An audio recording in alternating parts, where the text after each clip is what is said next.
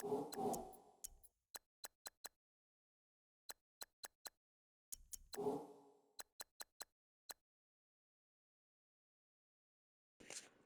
Buccaneers 9-6-1,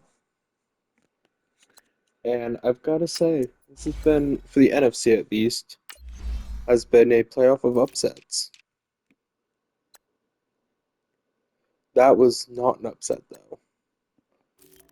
Like the wild card, no upsets. Then you've got Tampa Bay beating the 49ers 28 to nothing, proving that they are for real this year. Philadelphia lost to Minnesota despite Deshaun Watson, who, yes, in the real world, yeah, but in this, 38, got three NFC Offensive Player of the Week awards. And Tampa Bay edges out Minnesota to get to the Super Bowl. So, without further ado, let's check out their team one more time. Because we have played them earlier in the year, real fast. I think it was week, as my cat meows because he wants water that doesn't have a tiny little speck of grit in it because he's a picky little fart. It was week 12. Wait, why am I on league schedule? Team schedule. Well, we lost them in the preseason, and we beat them again week 16.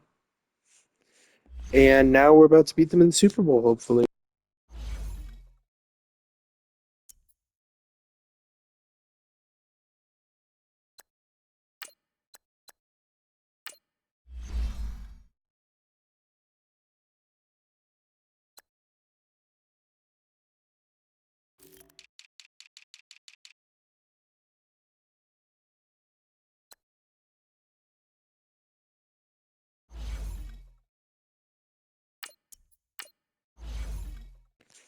Both teams have players out, but we've got the more impactful players out. Even so, we've managed to win against Jacksonville without Russ Gentry, but can the playoff rampaging Buccaneers stop us without Russ Gentry? He ran roughshod over them in week 16, so we'll see how they adapt.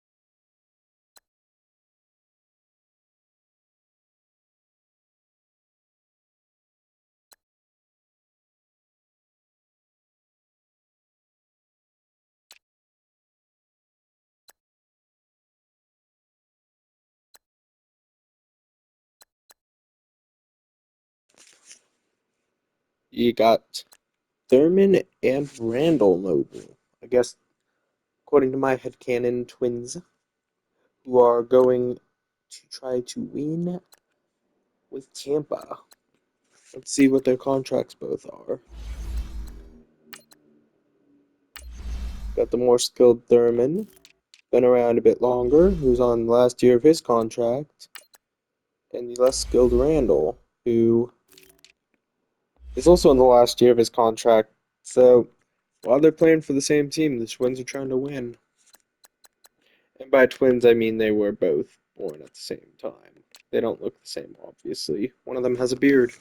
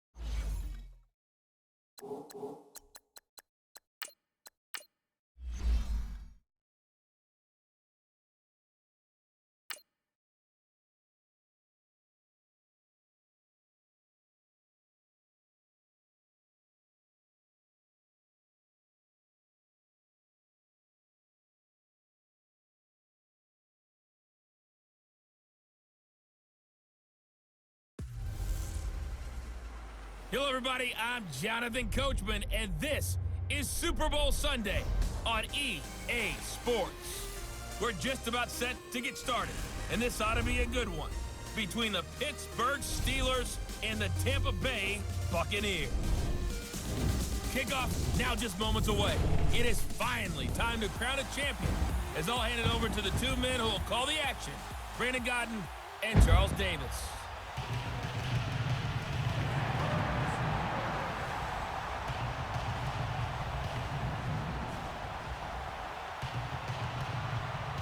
Hi again, everyone. Brandon Gaudin along with the man who has had to stick with me all season long, Charles Davis. And Charles, the anticipation, the hype, the media coverage, all in the rearview mirror now. We can finally get down to playing some football. Yeah, don't worry about that, partner. I'll ride or die with you anytime. You know that. But here's the best thing about this. Everyone talks about trying to keep things normal as they approach for Super Bowl. There is no such thing as normal. The pageantry, the hype, all of that is more intense than anyone could ever imagine. What you're trying to do is embrace it in one way and make sure it doesn't totally knock you off your game. That's why the night before the big one, teams often switch hotels, try and give those guys that last chance to breathe a little bit before they go out and play.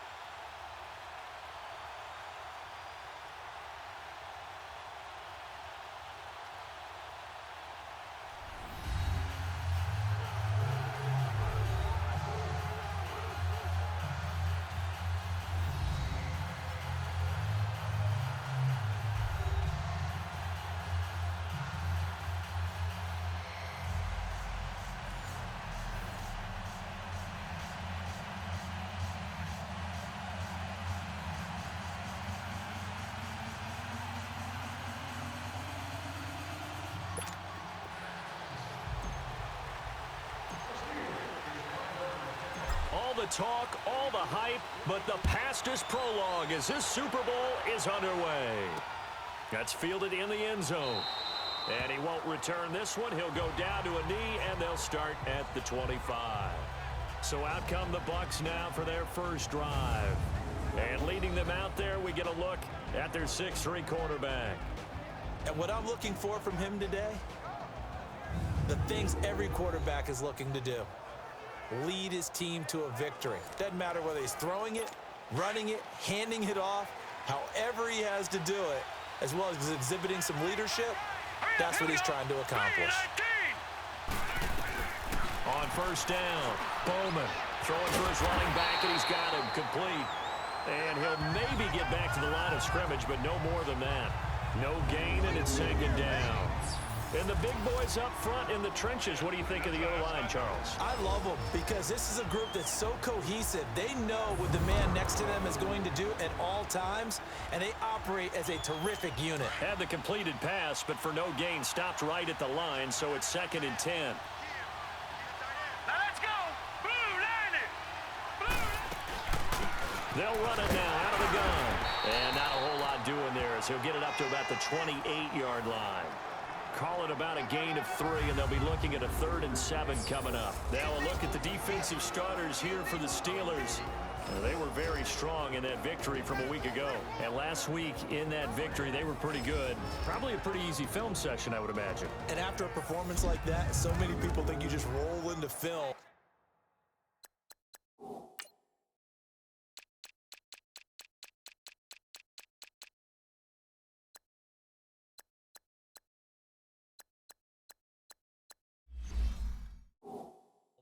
Take your popcorn, kick back, and enjoy the show because they played well.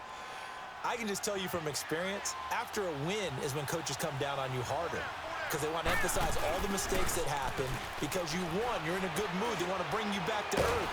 And a big loss here as he's taken down. Sometimes I watch games and wonder why they use play fakes on certain passing situations because it's not going to fool anyone. I don't know if that was the case here, but the end result was the same. No one fooled. Quarterback was hit. Returnable here from the 38. It's a 45-yard punt, but a decent return there of 9 yards. And possession will switch hands, 1st and 10. So here are the Steelers now to take over for the first time. At a glance at the man under center at 6'5", he always demands attention. It's pretty much become the norm when we see guys come out before a game and go through the route tree with their receivers. I thought it was exciting for us to see the exact same thing happen in practice. He's so meticulous, isn't he? He really is, and that tells me it's not just a one-time-a-week thing. They work on it all the time, trying to hone that fine edge. They want to see if they can get in sync and stay in sync in this one. And they'll try the ground game here with the running back.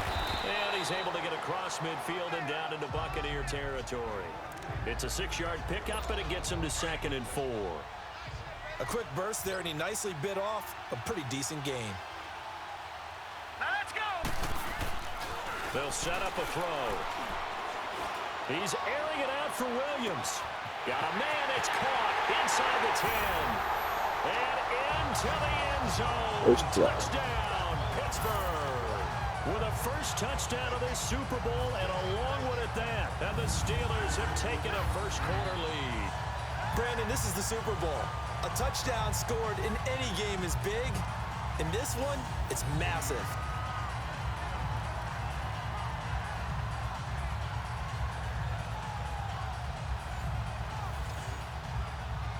On for the extra point, Jake Elliott.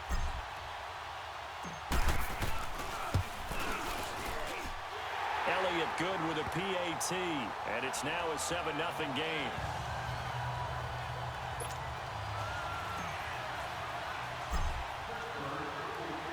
Elliott now to kick this one away. This is taken about 7 yards deep. And no run back here. This will be a touchback, and it comes out to the 25-yard line. And Tampa Bay trots out there now. And on the last go-around, they really couldn't get anything going. They had to punt from deep inside their own territory, which means you're going to lose the field position battle as a general rule. What they're looking for now is a little more consistency, move the ball at least a few times on offense, get a couple of first downs, and hopefully they flip the field. Yeah, just something to build off of. That's what they're looking for here. Officially no gain on the play, and it's second down. Doubling this guy has to be a priority before moving up to the next level because the big fella, he just ate that one alive, just stuffed it. In fact, before the game, he was talking to us, and he's like, hey, these pants make me look fat. And we said, nah, man, you're just a whole lot of guy. He is at well over 300 pounds. He's a big man. His first catch of this Super Bowl, and it'll be good for a first down.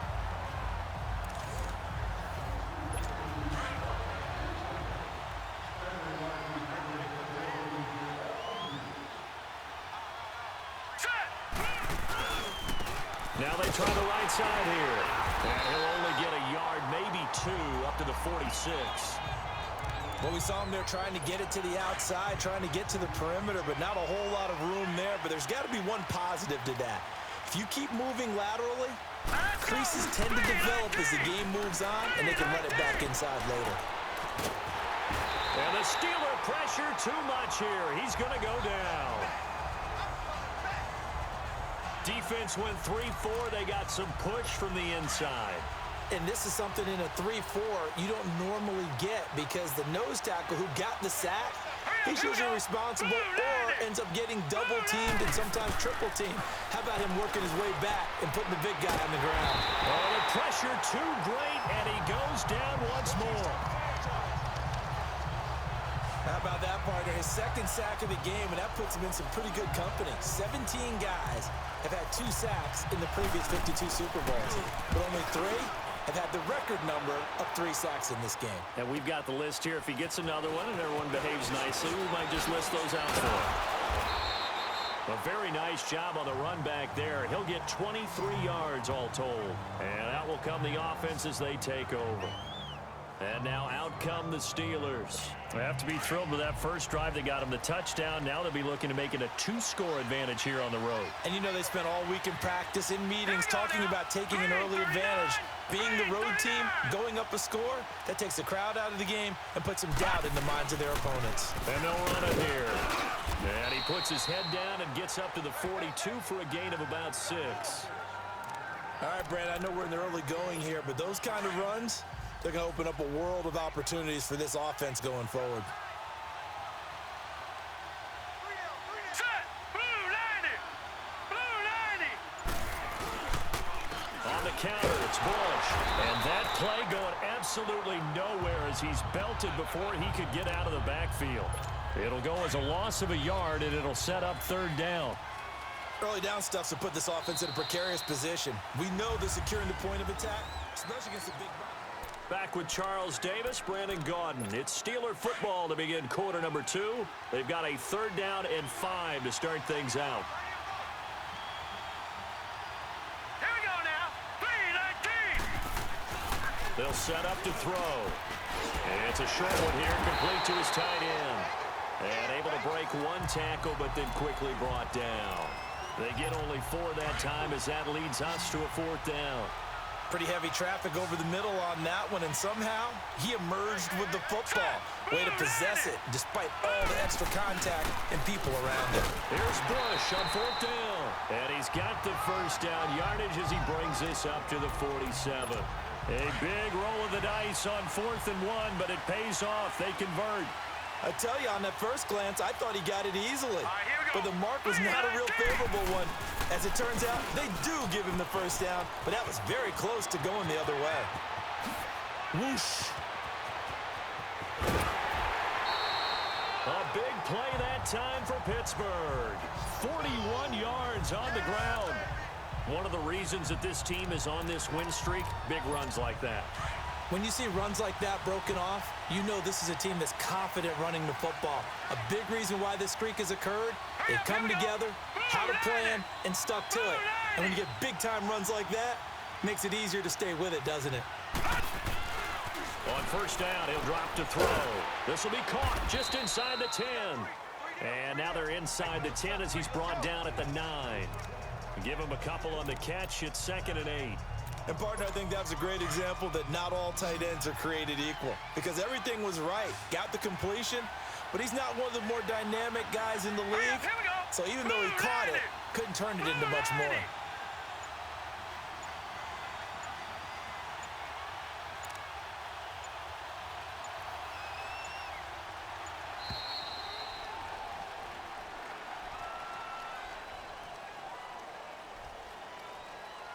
Delay of game, offense. So that'll back him up 5. Still second down.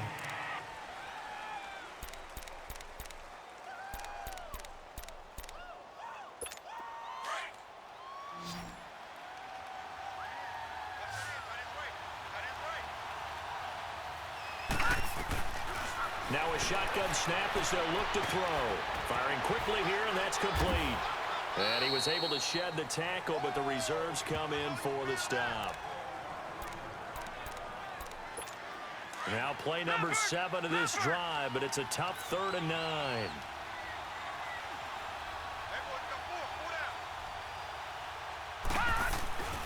He'll look to throw. That is caught at the 7-yard line. And the stop will come inside the 5 at the 4.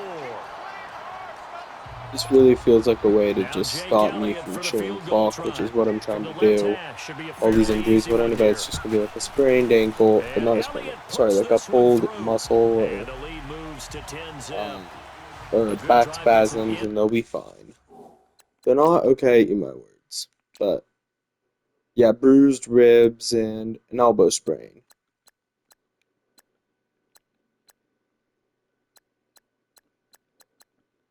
That's a little bit more than this, but oh yeah, full elbow sprain. Definitely worth giving them, saving or having an injury timeout and saving them what, a minute of clock time that I would have eaten otherwise. And he won't return this one. He'll go down to a knee, and they'll start at the 25.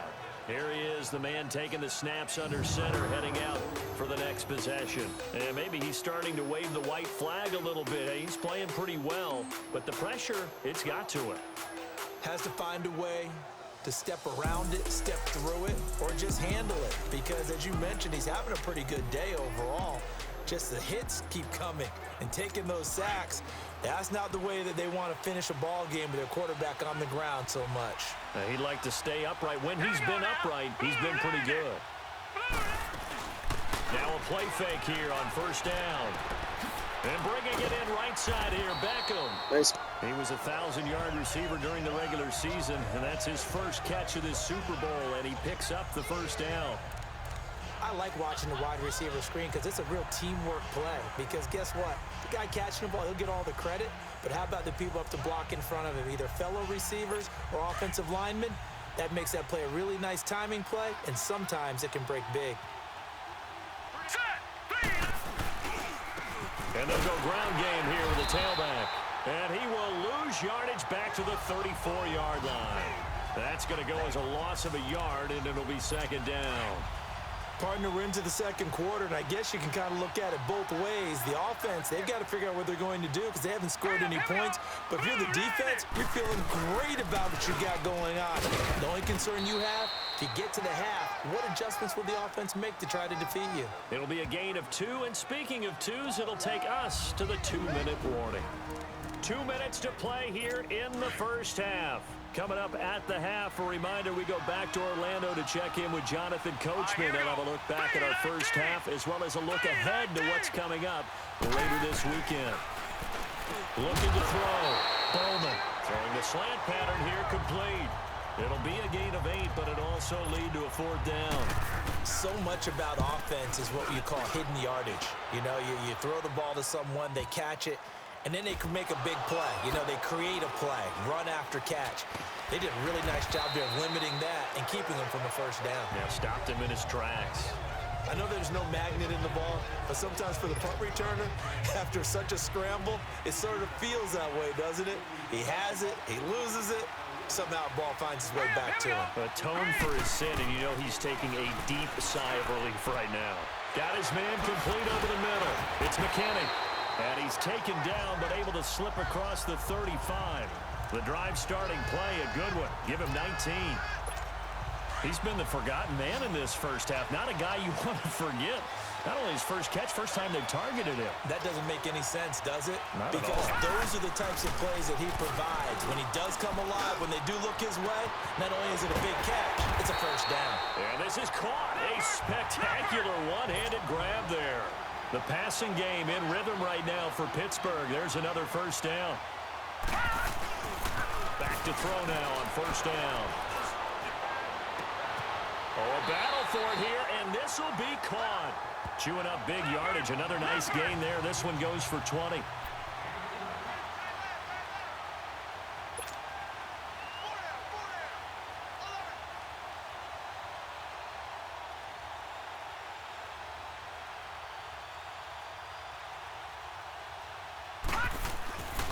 Now on first down, he'll drop to throw it. And that is incomplete. 2 seconds left on the clock. So with 2 ticks left here in the half, on is the field goal unit. Made his first, this now from 42 yards out. And the kick by Elliott is good. So it's halftime here on sports' grandest stage in the Super Bowl. As now we send you out to Orlando and hook back up with Jonathan Coachman for our EA Sports Halftime Report. Okay, Brandon, thanks very much. What a season this has been. Hard to believe it ends tonight, as we'll get back to you guys for the second half of this Super Bowl in just a moment. It's been a tremendous season from beginning to end, and now we'll play one half of football to decide who raises the Lombardi Trophy. And for the call, let's get it right back to Brandon and Charles.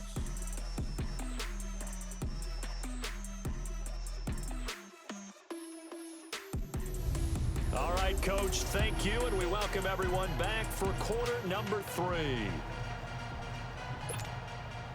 Set now to kick this one away, and off it goes. That'll be taken in the end zone. Solid return, pretty good field position. They'll start at the 32-yard line. The Steeler offense now with a foot.